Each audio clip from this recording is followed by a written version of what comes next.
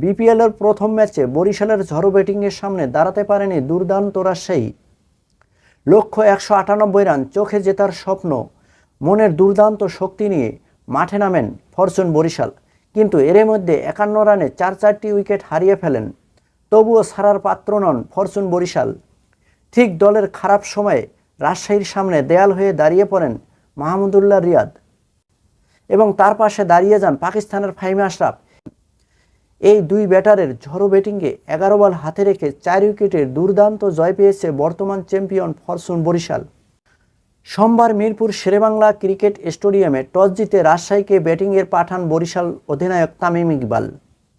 এনামুল হক বিজয় এবং ইয়াসির রাব্বির ব্যাটে নির্ধারিত 20 ওভারে 3 উইকেটে হারিয়ে 197 রান সংগ্রহ করেন রাজশাহী।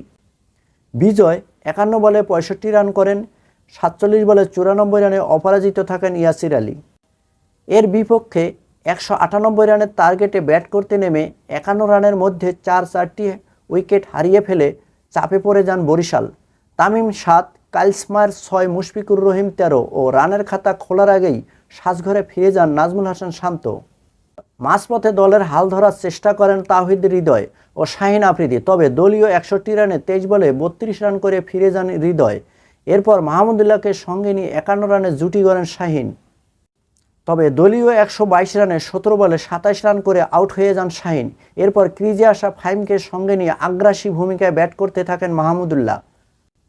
5 ওভারে বরিশালের প্রয়োজন তখনও ছিল 58 রান। মাহমুদুল্লাহ ও ফাহিমের আগ্রাসী ব্যাটিংয়ে 11 বল হাতে রেখে 4 উইকেটে জয় পায় ফরচুন বরিশাল। দুজনেই তুলে নেন 50। মাহমুদুল্লাহ 26 বলে 56 ও ফাহিম 21 বলে 54 রানে অপরাজিত থাকেন। রাজশাহীর পক্ষে তাসকিন আহমেদ নেন 3টি উইকেট।